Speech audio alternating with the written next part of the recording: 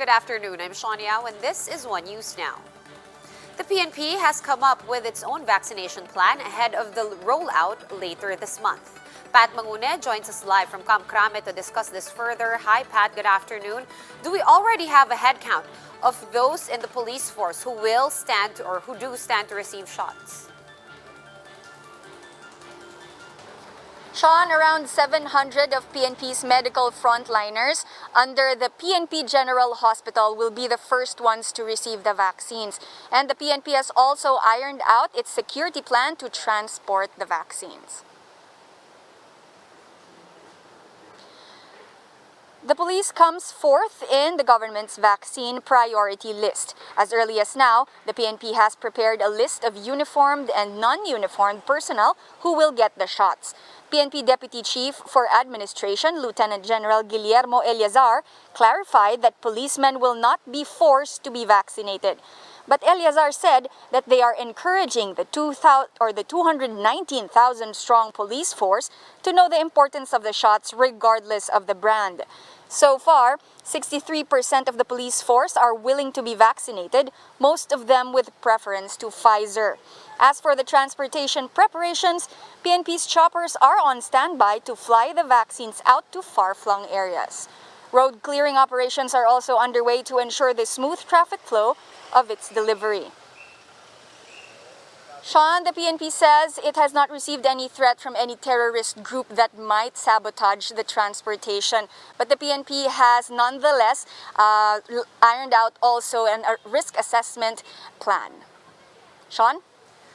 All right, thank you so much for that update. That was Pat Mangune of News 5 joining us live from Camp Crame. Time now to check in on other COVID-19 stories from around the world. Thailand has detected its first case of the more contagious South African variant.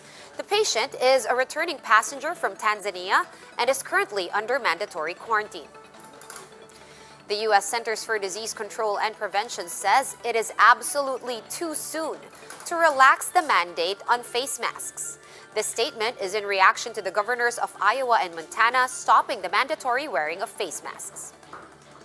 And Pfizer's vaccine is the first approved shot in Japan, with the approval coming through just 1 week before the country's vaccine rollout. Japan has stepped up efforts to contain the third wave of COVID-19 infections ahead of the 2021 Olympics. Back home, the Senate resumed its probe into the slow implementation of the Motorcycle Crime Prevention Act. For the details, we have Man Los Baños joining us live from Pasig City. Hi, Man. What's the latest on this?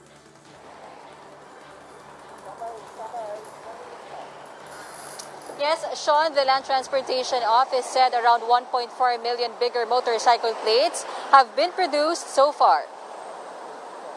According to LTO Assistant Secretary Edgar Galvante, at least 875,000 of those have been distributed already in various regions. Some 400,000, meanwhile, are still in transit and over 298,000 have been released to the dealers. But the LTO won't stop just yet as it aims to produce around 18 million plates by June next year.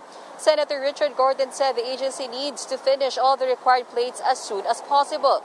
According to Gordon, it will stop or at least lessen the crimes involving motorcycle riding in tandem, especially now that according to PNP Chief Debold Sinas, related cases have climbed to more than 19,000 since 2016. Sinas noted that more than 9,000 or 48% of the incidents have been resolved while the rest are still under probe. Gordon also brought up the issue of installment-only scheme being imposed by motorcycle dealers. The senator explained that some of them are taking advantage of it to earn more due to high interest rates. The Trade Department said it will launch a study and release an order to address the issue. Sean, let's hear more from the officials. Bakit ayaw tumanggap ng cash? Babayaran ng tao. Para patambal ng dealer na hindi tatanggap ng cash? Ibig sabihin may pinaplano masama yan. Na pagka kayo, magpapa-installment kayo, pag hindi na bayaran, babatakin. At kung gusto mo magbayad, hindi ba totoo? Sabihin nila, umulit ka uli. Nakabayad ka na ng 3 taon o 2 taon. Gusto mo makuha yung motorsiklo mo, uulitin mo magbayad from day 1. Should provide options. Whether magbayad ng cash para walang interest doon sa gusto. In fact, pag cash nga dapat may discount. Pagkatapos ay may option din, yung wala namang malaking cash, may installment. Yung installment to ay wala po tayong usurious ngayon. Kaya usually yung 3% a month, lalo na pag mga credit cards, ganun din talaga yung charges.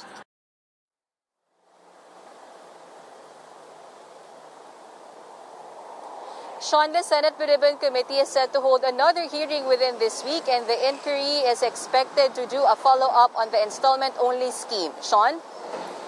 All right, the LTO man said that they have printed out the bigger plates, or a little bit of the bigger plates so far. When are they going full steam on this?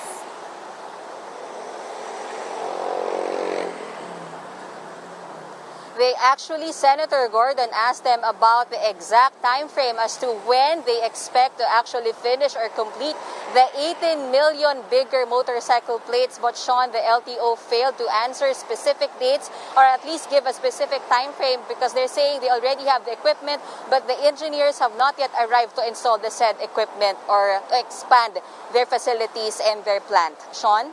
All right, are we going to or are we going to have another Senate hearing into the same issue, or can we lay this to bed?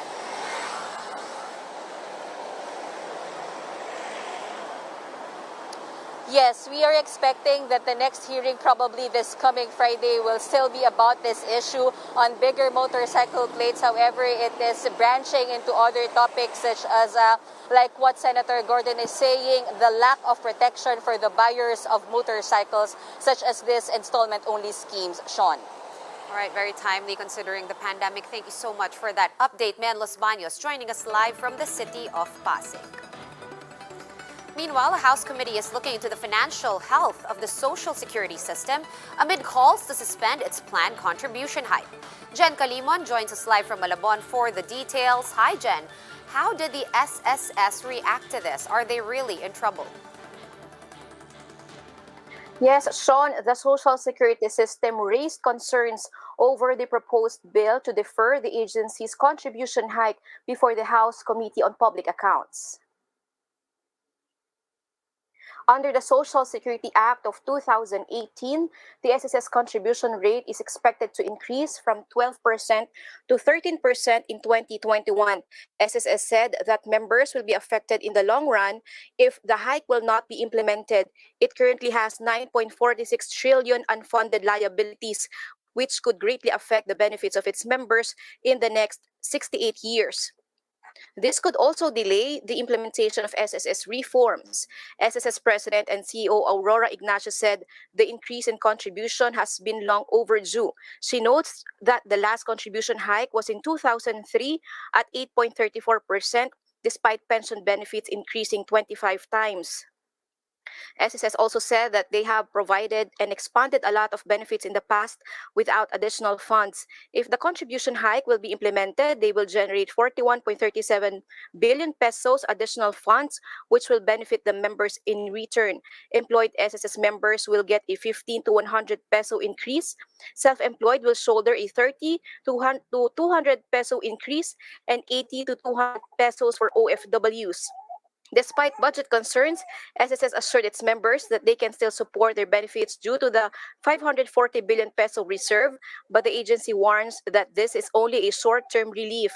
The insurer also vowed to check and revisit the requested pension for senior citizens.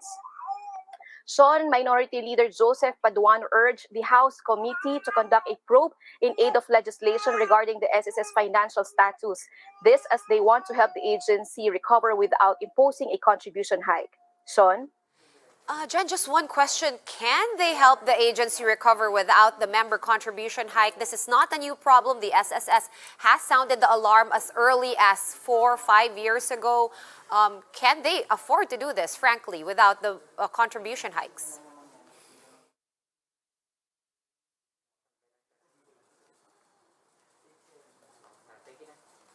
All right, I think we lost Jen Calimon. Thank you anyway, Jen, for that update from the SSS. For more updates, visit News 5, the Philippine Star, and Business World online. Visit our website, onenews.ph, for more in-depth analysis. You can also catch One News on the Signal Play app. Register for a free account at www.signalplay.com and stream One News live anytime, anywhere. I'm Sean Yao, and we are One News.